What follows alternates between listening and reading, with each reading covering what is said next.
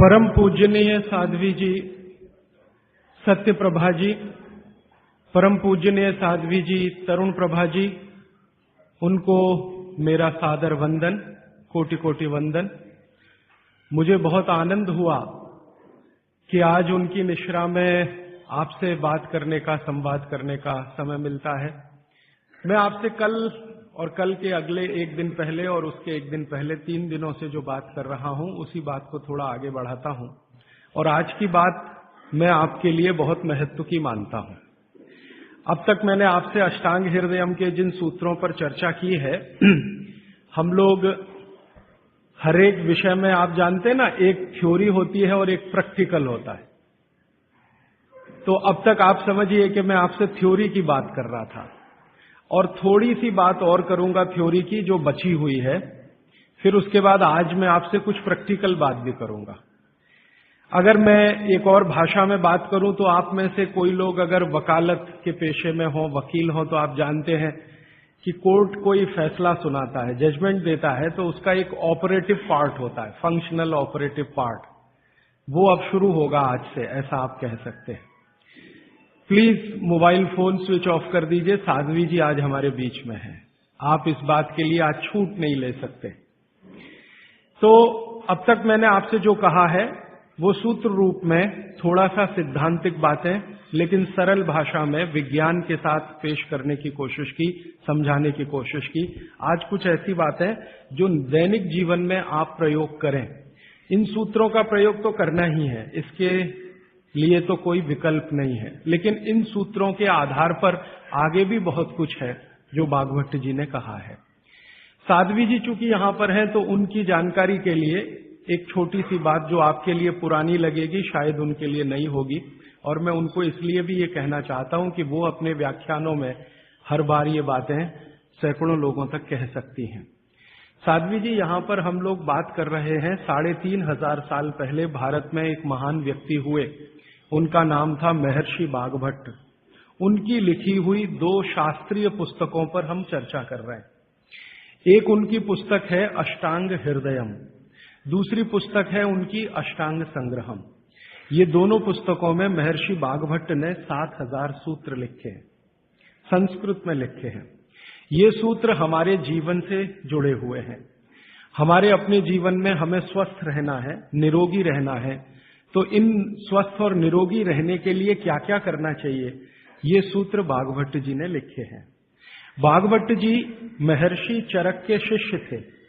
चरक ऋषि का नाम हम सब जानते हैं। चरक ऋषि के वो शिष्य थे और सबसे बेहतरीन शिष्यों में उनकी गिनती होती है, सबसे इंटेलिजेंट माने जाते हैं। चरक ऋषि ने जितना शोध कार्य किया, बागभट्ट जी ने उससे भी ज्यादा किया। 135 वर्ष उनकी आयु रही। 135 वर्ष में लगभग आप समझ लीजिए 18 वर्ष छोड़कर, 18 वर्ष वो ये कहते हैं कि मैं प्राथमिक अध्ययन करता रहा, तो 18 वर्ष छोड़कर बाकी सारे वर्ष उन्होंने बहुत गहन अध्ययन में लगाए। और उन्होंने कोई एक सूत्र लिखा तो उस पर कम से कम 50 से ज्यादा उन्होंने ऑब्जर्वेशंस किए। आज का जो विज्ञान है, जिसको हम आधुनिक विज्ञान कहते हैं, ये पूरा ऑब्जर्वेशन पर आधारित है। ऑब्जर्वेशन को हिंदी में क्या कहते हैं मैम? हाँ, निरीक्षण, परीक्षण या निरीक्षण। हाँ, प्रयोग या परीक्षण या निरीक्षण। तो अगर जैसे उन्होंने कोई सूत्र कह दिया तो उसका 50 बार परीक्षण किया, अलग अलग परिस्थितियों में अलग अलग लोगों पर किया, और जब उन्होंने देखा कि परिणाम वही है, तब सूत्र लिखा। अब हम कल्पना करें कि 7000 सूत्र लिखे हों और एक एक सूत्र पर 50-50 परीक्षण उन्होंने किए हों, तो पूरी जिंदगी उनकी इसी में निकल गई। महर्षि बागभट्ट बाल ब्रह्मचारी थे। अंतिम समय तक वो ब्रह्मचर्य का ही पालन करते रहे, गृहस्थ आश्रम उन्होंने नहीं जिया, लेकिन वो मानते थे कि गृहस्थ आश्रम बहुत महत्व का है। तो ऐसे महर्षि बागभट्ट के सूत्रों को मैं पिछले 6 साल से पढ़ता रहा, और भारत की आज की जो परिस्थिति है, मैं मानता था और आज भी मानता हूं कि उसमें ये बहुत अनुकूल है। आज हमारे भारत की परिस्थिति ऐसी है, 112 करोड़ लोग इस देश में रहते हैं, इनमें से करीब 75 से 80 करोड़ लोग बीमार हैं। सरकार कहती है कि सिर्फ 30 करोड़ लोग हैं स्वस्थ, बाकी सब हैं बीमार। अलग अलग बीमारियां हैं, वात की बीमारियां हैं, पित्त की हैं, कफ की हैं, और इन बीमारियों का इलाज करने के लिए भारत में कुल मिलाकर 23 लाख डॉक्टर हैं रजिस्टर्ड, जो एमबीबीएस, बीएएमएस और बीएचएमएस तीनों पद्धति के हैं। 23 लाख रजिस्टर्ड डॉक्टर हैं। अगर अनरजिस्टर्ड डॉक्टर भी इसमें मिला दें तो सरकार कहती है लगभग अनरजिस्टर्ड डॉक्टर भी इतने ही हैं, 25 लाख के आसपास। तो कुल मिलाकर हम 50 लाख डॉक्टर मान लें, अनरजिस्टर्ड और रजिस्टर्ड, तो भी मरीजों की संख्या 70 से 80 करोड़ है। एक डॉक्टर एक दिन में अच्छे से अच्छे काम करे तो 30 से ज्यादा मरीज नहीं देख पाता। तो मैंने एक दिन हिसाब लगाया कि अगर 30 व्यक्ति एक डॉक्टर के सुपुर्द कर दिए जाएं तो 50 लाख डॉक्टर हैं, मुश्किल से 1.5 करोड़ लोगों का इलाज हो सकता है, और रोगी 75 से 80 करोड़ हैं। तो भागवत जी एक सूत्र लिखकर चले गए, वो ये कहते हैं कि हर व्यक्ति अपनी चिकित्सा स्वयं कर सकता है, और इस बात को उन्होंने कहा कि 85% चिकित्सा बहुत आसान है जो कोई भी व्यक्ति स्वयं कर सकता है। 15% चिकित्सा थोड़ी मुश्किल है जिसमें आपको विशेषज्ञ की मदद की जरूरत पड़ती है। तो मैंने सोचा क्यों ना ये 85% चिकित्सा जो आसान है वो लोगों तक पहुंचाई जाए। इस दृष्टि से ये व्याख्यान श्रृंखला आयोजित की है। यहाँ पर श्रीमती प्रभा देवी जयप्रकाश जी के नाम से चलने वाला एक ट्रस्ट है, उसके मुख्य व्यक्ति मेरे साथ हैं श्री शुभकांत दास, और उनके पुत्र हैं प्रदीप भाई, और उनके सब सहयोगी निरंजन भाई और मेघाणी जी, इन सब ने मिलकर ये आयोजन किया। और मेरे जीवन का ये पहला व्याख्यान है जो मैं इस विषय पर दे रहा हूं। इसके पहले इस विषय पर मैंने कहीं बात ही नहीं की, क्योंकि अभी तक तो मैं अध्ययन ही करता रहा। और ये बात करने का ऐसा हो गया कि एक दिन मैं शोभाकांत जी के घर खाना खा रहा था, प्रदीप भाई के साथ बात हो गई कि क्यों ना इस विषय पर बात किया जाए। तो ऐसे ये तय हो गया अनायास, लेकिन मुझे लगा कि ये शायद सार्थक हुआ। कई लोगों ने मुझे कहा, और खासकर बाबूजी माने शोभाकांत जी ने मुझे कहा कि तुम पुराने भाषण देना बंद कर दो, वो जो पेप्सी कोका कोला वाले और विदेशी स्वदेशी वाले या WTO वाले ये ही कहो। शायद बहुत लोग ऐसा कहते हैं। अगर ऐसा सबका मन बना तो शायद इस विषय में मैं आगे भी और ज्यादा गहराई से रिसर्च करके बात करता रहूंगा। तो अब तक हमने 3 दिन की व्याख्यानमाला पूरी की है, आज चौथा दिन शुरू हो रहा है। तो कल तक के जितने सूत्र थे वो एक बार मैं आपको दोहरा दूं ताकि आपको याद हो जाए। कल का सबसे पहला महत्व का सूत्र मैंने बोला था कि आप खाना खाने के बाद पानी न पिए, पानी हमेशा 1.5 घंटे के बाद पिए। कारण मैंने उसका बहुत विस्तार से बताया था, उसमें दोबारा जाने की जरूरत नहीं है। वो पहला सूत्र था कल का। दूसरा सूत्र था कि पानी जब भी पिए तो घूट घूट भर के पिए, एक एक सिप लेकर पानी पिए, जैसे आप गर्म दूध पीते हैं या गर्म चाय या गर्म कॉफी पीते हैं, और उसका कारण भी मैंने आपको समझा दिया था। तीसरा सूत्र है कि आप जब भी पानी पिए तो ठंडा ना पिए, कभी भी ठंडा पानी ना पिए, हमेशा गुनगुना पानी पिए। वैसे जैन दर्शन में इसी को पक्के पानी की कहा जाता है, इसको बात वो बिल्कुल वैज्ञानिक है। भागवत जी भी उसका समर्थन करते हैं।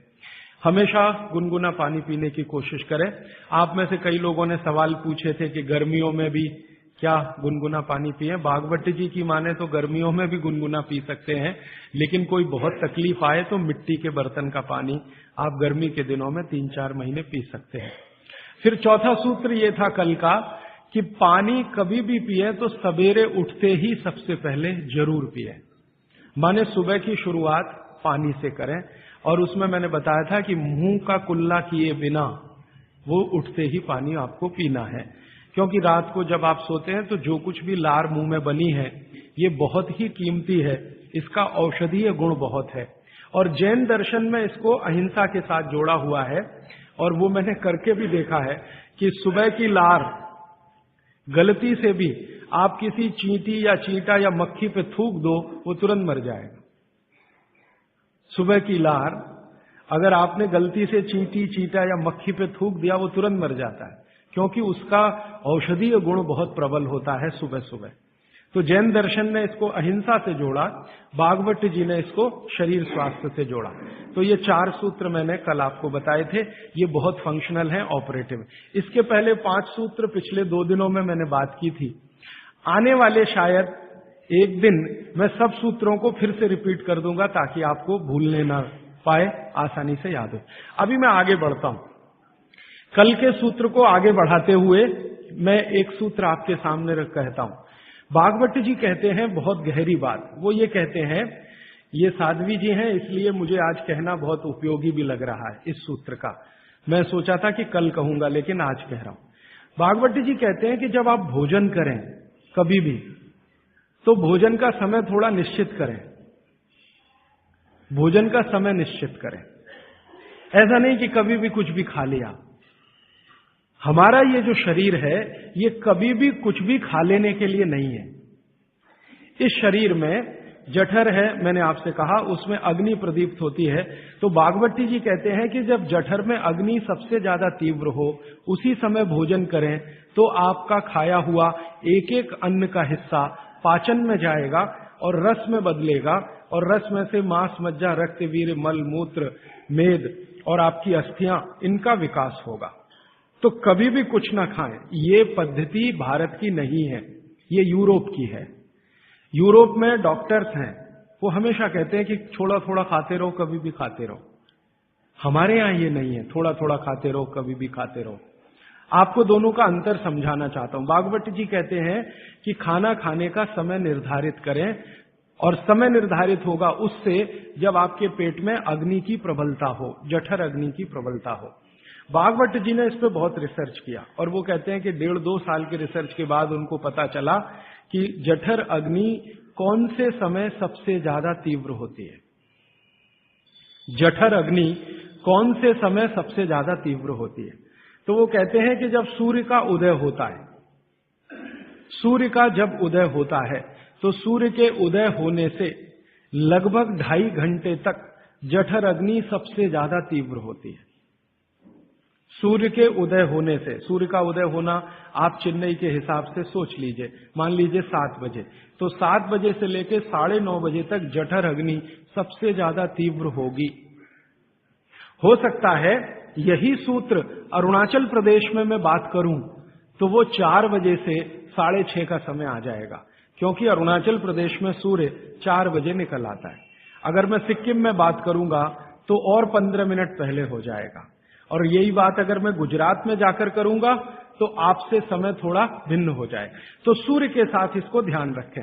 तो सूर्य का उदय जैसे ही हुआ उससे अगले 2.5 घंटे तक जठर अग्नि सबसे ज्यादा तीव्र होती है। तो भागवत जी कहते हैं कि इस समय सबसे ज्यादा भोजन करें, इस समय सबसे ज्यादा भोजन करें।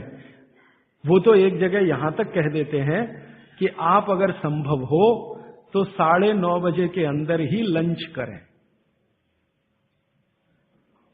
9:30 बजे के अंदर ही लंच करें, माने ब्रेकफास्ट गायब, नाश्ता छोड़ें, सीधे ही भोजन करें। यहां तक वो कहते हैं। वो ये कहते हैं कि सुबह 9:30 बजे तक अगर आपने भरपेट भोजन किया है तो इसमें से जो कुछ भी बनेगा वो एक एक बूंद, एक एक अन्न का टुकड़ा, एक एक दाने का टुकड़ा आपके शरीर के लिए उपयोगी होगा। क्यों? क्योंकि वो कहते हैं कि सुबह 7 बजे से, आपके हिसाब से मैं कह रहा हूं, 7 बजे से 9:30 जठर अग्नि बहुत तीव्र होती है। भागवत जी ने एक और रिसर्च किया था कि शरीर के जो अलग अलग अंग हैं, जैसे हृदय है, हृदय, और जैसे जठर है, जठर, जैसे किडनी है, जैसे लीवर है, इनके काम करने का अलग अलग समय है। जठर अग्नि के काम करने का सबसे अच्छा समय है 7 से 9:30, सूर्योदय से 2.5 घंटे तक। फिर इसी तरह से हृदय, हृदय के काम करने का समय है सबसे ज्यादा ब्रह्म मुहूर्त से 2.5 घंटे पहले। ब्रह्म मुहूर्त आप समझते हैं 4, 4:30, तो 2, सवा 2 बजे, 1:30 बजे से लेकर 4 बजे के बीच में हार्ट सबसे ज्यादा सक्रिय होता है, और सबसे ज्यादा हार्ट अटैक उसी समय में आते हैं। किसी भी डॉक्टर से पूछ के देख लीजिए, क्योंकि हृदय जब सबसे ज्यादा सक्रिय होगा तो हृदय घात भी उसी समय होगा। इसलिए 99% हार्ट अटैक अर्ली मॉर्निंग्स में ही होते हैं, क्योंकि हृदय के काम करने का उस समय सक्रियता सबसे ज्यादा है। इसी तरह हमारा लीवर है, इसी तरह किडनी है। इसकी पूरी एक सूची मैंने बनाई है, बाहर पुस्तकों में है, इसलिए विस्तार में मैं नहीं जाता। संकेत के लिए आपसे कह रहा हूं कि हर शरीर के अंग का काम करने का एक निश्चित समय है, प्रकृति ने तय किया है, उसको भगवान ने तय किया है। तो आपका जठर अग्नि है, ये सबसे अच्छा 7 से 9:30, तो आप भरपेट खाना खाइए, ठीक है। फिर आप बोलेंगे जी दोपहर को भूख लगी तो थोड़ा और खा लीजिए, लेकिन भागवती जी कहते हैं कि सुबह का खाना सबसे ज्यादा, अगर आज की भाषा में मैं कहूं तो आपका जो ब्रेकफास्ट है ना, वो हैवियर से हैवियर होना चाहिए, भारी से भारी ब्रेकफास्ट। जितना खाते हैं ज्यादा भी खा लीजिए, कोई फर्क नहीं पड़ता। सुबह के नाश्ते में भरपेट खाइए। फिर वो कहते हैं दोपहर का भोजन अगर आप कर रहे हैं तो इसको थोड़ा कम करिए, नाश्ते से दोपहर का भोजन नाश्ते से कुछ कम करिए, 1/3 कम कर दीजिए, और रात का भोजन दोपहर के भोजन का 1/3 कर दीजिए। अब सीधे से मैं कहता हूं, अगर आप सवेरे 6 रोटी खाते हैं तो दोपहर को 4 ले लीजिए और शाम को 2 ले लीजिए। अगर आपको आलू का पराठा खाना है या गोभी का पराठा खाना है, आपकी जीभ स्वाद के लिए मचल रही है, तो भागवत जी कहते हैं कि सब कुछ सवेरे खाओ। आलू का पराठा भी खाओ, गोभी का पराठा भी खाओ, मूली का पराठा खाओ, जो आपको खाना है। हालांकि जैन है तो आलू का पराठा तो निषिद्ध है, मूली का भी निषिद्ध है आपके लिए। फिर अगर जो जैन नहीं है उनके लिए आपको जो ज्यादा अच्छा लगता है खाने में, मैं आपको एक वाक्य में कहता हूं, जो चीज सबसे ज्यादा पसंद है वो सुबह खाओ। रसगुल्ला पसंद है तो सुबह खाओ, रबड़ी खानी है तो पसंद है तो सुबह खाओ, जलेबी खानी है तो सुबह खाओ, इमरती खानी है तो सुबह खाओ। जो भोजन आपको सबसे ज्यादा पसंद है वो सुबह खाओ, पेट भर के खाओ। वो ये कहते हैं कि इसमें छोड़ने की जरूरत नहीं है, पेट भर के खाओ तो पेट की संतुष्टि हुई, मन की भी संतुष्टि होती है। और भागवती जी कहते हैं कि भोजन में मन की संतुष्टि पेट की संतुष्टि से ज्यादा बड़ी है। मन हमारा जो है ना, ये खास तरह की वस्तुओं से या हार्मोन से या एंजाइम से संचालित है। मन को आज की भाषा में डॉक्टर्स लोग जो गिनते हैं ना, हालांकि वो है नहीं, लेकिन उन्होंने जो कहा है वो पीनियल ग्लैंड के बारे में है। ये जो पीनियल ग्लैंड है ना, इसमें से बहुत सारा रस निकलता है, जिनको हम हार्मोन्स कह सकते हैं, कुछ एंजाइम्स हैं। ये संतुष्टि के लिए सबसे आवश्यक ग्लैंड है पीनियल ग्लैंड। तो भोजन अगर आपको तृप्त करता है, भोजन में एक तो पेट भरना है और एक तृप्त होना, तृप्त करेगा तो पीनियल ग्लैंड आपकी सबसे ज्यादा सक्रिय है। तो जो भी रस और एंजाइम चाहिए शरीर को, नियमित रूप से समान अंतर पे निकलते रहते हैं। और जो भोजन से तृप्ति नहीं है तो गड़बड़ होती है पीनियल ग्लैंड, और पीनियल ग्लैंड की गड़बड़ी पूरे शरीर में पसर जाती है और आपको तरह तरह के रोगों का शिकार बना देती। अगर आप तृप्त भोजन नहीं कर पा रहे हैं तो निश्चित रूप से 10-12 साल के बाद आपको मानसिक क्लेश होगा और रोग होंगे।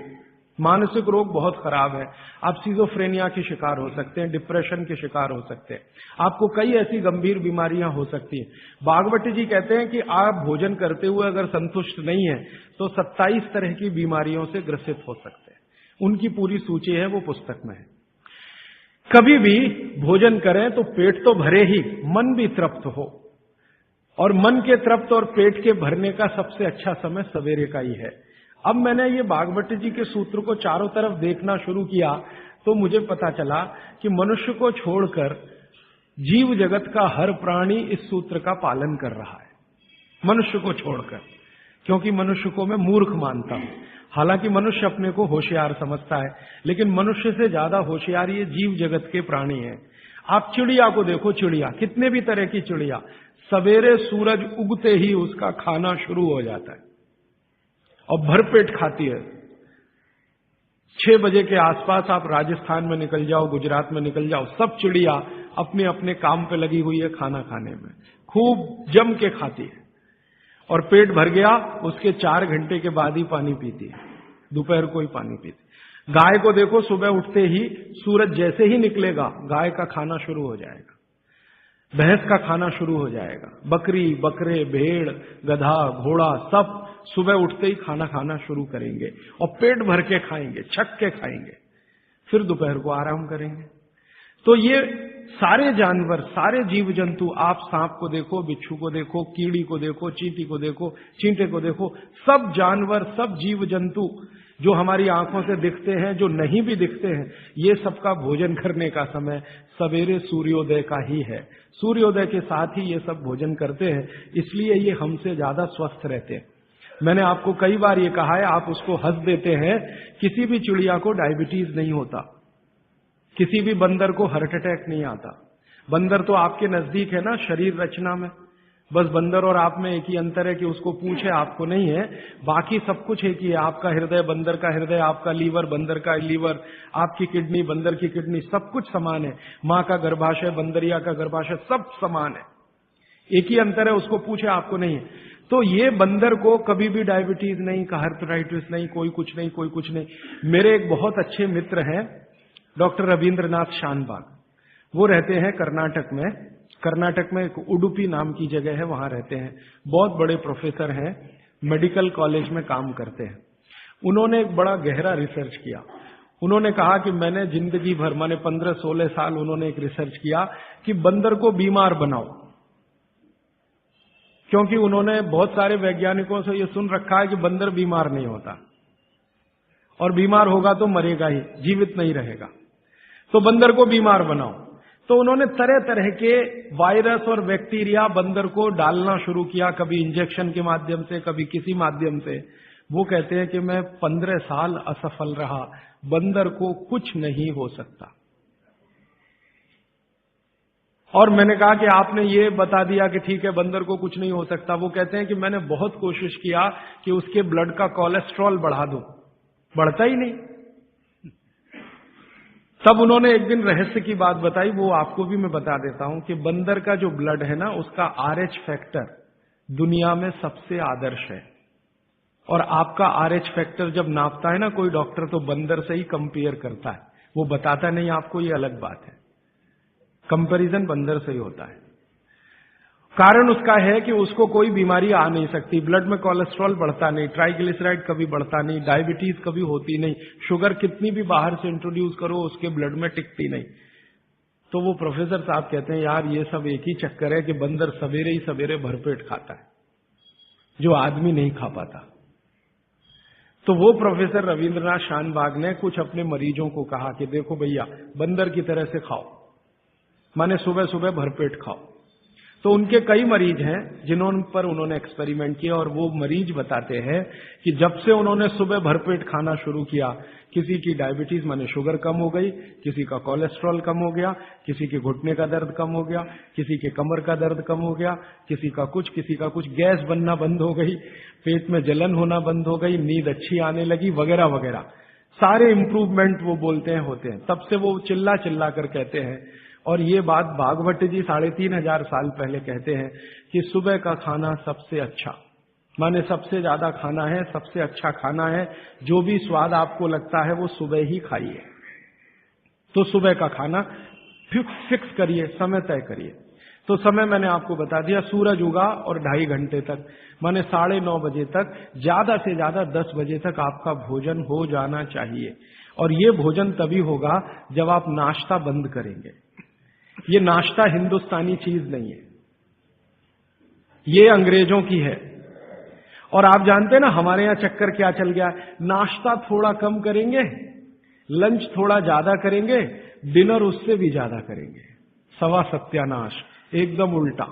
भागवत जी कहते हैं कि नाश्ता सबसे ज्यादा करो, लंच उससे कुछ कम करो, डिनर सबसे कम करो। हमारा बिल्कुल उल्टा चक्कर है, डिनर सबसे ज्यादा, लंच उससे कुछ, और नाश्ता सबसे कम। ये अंग्रेज और अमरीकियों के लिए नाश्ता कम है। कारण पता है, वो लोग नाश्ता हल्का ही करें तो उनके लिए अच्छा है, हमारे लिए नाश्ता ज्यादा ही करना बहुत अच्छा है। कारण उसका एक ही है कि अंग्रेजों के देश में सूर्य नहीं निकलता, साल में 8-8 महीने तक सूरज के दर्शन नहीं होते। और ये जो जठर अग्नि है ना, ये सूरज के साथ सीधे संबंधित है। जैसे जैसे सूर्य तीव्र होगा अग्नि तीव्र होगी, जैसे जैसे सूर्य कम होगा अग्नि भी कम होगी। तो यूरोप और अमेरिका में सूरज निकलता नहीं, साल में 8-8 महीने बर्फ पड़ती है, -40 डिग्री सेंटीग्रेड तापमान होता है, तो वहां जब सूरज है नहीं तो जठर में अग्नि हो नहीं सकती, तो वो नाश्ता हैवी नहीं कर सकते, करेंगे तो उनको तकलीफ हो जाएगी। इसलिए मैंने सबसे पहले दिन जो सूत्र बोला था, अपनी आबो हवा, अपना पर्यावरण, अपना वातावरण, अपनी तासीर, इसको ध्यान में रखकर ही चलें। तो आपके देश की जो आबो हवा और तासीर है वो ये कि हर दिन सूरज निकलता है, सुबह निश्चित रूप से निकलता है, अगले दिन भी निकलेगा, करोड़ों साल से निकल रहा है, अगले करोड़ों साल तक निकलेगा। इसलिए भारत में every morning is good morning, सभी सुबह अच्छी है। यूरोप वाले तरसते हैं गुड मॉर्निंग के लिए, अच्छी सुबह होती नहीं वहां, इसलिए हर एक आदमी दूसरे को विश करता है, may I wish you to have a good morning, इसलिए वो गुड मॉर्निंग वाले लोग हैं। हमारे यहां तो every morning is good morning, तो हम गुड मॉर्निंग में क्यों फंसे हुए हैं? तो गुड मॉर्निंग से निकलिए, नमस्ते में आइए, नमस्कार में आइए, वणक्कम में आइए। ये गुड मॉर्निंग आपके लिए काम की चीज नहीं है, और ये गुड मॉर्निंग जुड़ी हुई है आपके पेट से। जितनी अच्छी सुबह होगी, माने सूर्य जितना अच्छा होगा, उतनी तीव्र जठर अग्नि होगी, उतना ही अच्छा भोजन करिए। तो वो कहते हैं कि सुबह का खाना आप भरपेट खाइए, माने नाश्ते को लंच में बदल दीजिए, ठीक है, 9:30 बजे तक, 10 बजे तक ज्यादा से ज्यादा। फिर आप इसमें तर्क और कुतर्क मत करिए, जी हमको दुकान जाना है, हमको ऑफिस जाना है, हमको दुनियादारी संभालनी है, किसके लिए? इसी पेट के लिए ना। ये दुनियादारी कर किसके लिए? आप इसी पेट के लिए ना। तो पेट तो दुरुस्त होने के लिए भागवत जी कह रहे हैं कि भाई इसको संभाल लो, तो दुनियादारी संभलती है। और ये गया तो दुनियादारी संभाल के करेंगे क्या? मान लीजिए पेट ठीक नहीं है, स्वास्थ्य ठीक नहीं है, आपने 10,000 करोड़ कमा लिया, क्या करेंगे? डॉक्टर को ही देंगे ना। तो डॉक्टर को देने से अच्छा किसी गौशाला वाले को दे दीजिए, पेट दुरुस्त कर लीजिए। तो पेट आपका है तो दुनिया आपकी है, ये आप जान लीजिए। इसलिए पेट को दुरुस्ती के लिए भागवत जी कहते हैं सुबह का खाना भरपेट खाइए, माने आप बाहर निकलें घर के तो छक्कर खाना खा के निकलिए, भोजन करके ही निकलिए। दोपहर को 12 बजे से 1 बजे के बीच में जठर अग्नि की तीव्रता कम होना शुरू होती है, तो उस समय थोड़ा कुछ हल्का खाएं, माने जितना सुबह खाया उससे कुछ कम खाएं तो अच्छा है, ना खाएं तो और भी अच्छा है। खाली फल खा लें, जूस पी लें, दही पी लें, मट्ठा पी लें, आदि आदि। शाम को फिर खाएं। अब शाम का भागवत जी कहते हैं कि आपने एक चीज देखी है ना, वो बहुत प्रकृति से सीखने की जरूरत है। दीपक भरा तेल का दीपक आप जलाना शुरू करिए तो पहली लौ खूब तेजी से जलेगी, ठीक है, और अंतिम लौ भी तेजी से जलेगी। माने दीपक जब बुझने वाला होगा तो बुझने से पहले वो बहुत तेज जलेगा। यही पेट का भी नियम है। जठर अग्नि सुबह सुबह बहुत तीव्र होगी और शाम को जब सूर्यास्त होने जा रहा है तब भी तीव्र होगी, बहुत तीव्र होगी। तो कहते हैं शाम का खाना सूरज के रहते रहते खा लो, सूरज डूबा तो अग्नि भी डूबी। तो वैसे तो जैन दर्शन में कहा है रात्रि भोजन निषेध है, भागवत जी भी यही कहते हैं, तरीका अलग है बस। आप अहिंसा के लिए कहते हैं, वो स्वास्थ्य के लिए कहते हैं। वो ये कहते हैं शाम का खाना तो सूरज डूबने के बाद दुनिया में कोई नहीं खाता। गाय को खिला के देख लो, नहीं खाएगी, भैंस भी नहीं खाती, खिला के देख लो, बकरी भी नहीं खाएगी, बकरा गधे को खिला के देख लो, खाता नहीं, हाँ बिल्कुल नहीं खाता। आप खाते हैं तो आप अपने को कंपेयर कर लीजिए कि किसके साथ हैं आप। कोई जानवर, कोई जीव राशि सूरज डूबने के बाद खाती नहीं, तो आप क्यों खा रहे हैं? प्रकृति का नियम भागवत जी कहते हैं पालन करिए, माने रात का खाना जल्दी कर दीजिए सूरज के रहते रहते, माने 5-6 बजे के आसपास आपके यहां सूरज डूबता है, 6 बजे या 6:30 बजे, वही समय सबसे अच्छा है डूबने से पहले। अब कितना पहले? तो भागवत जी ने उसका कैलकुलेशन दिया है 40 मिनट पहले।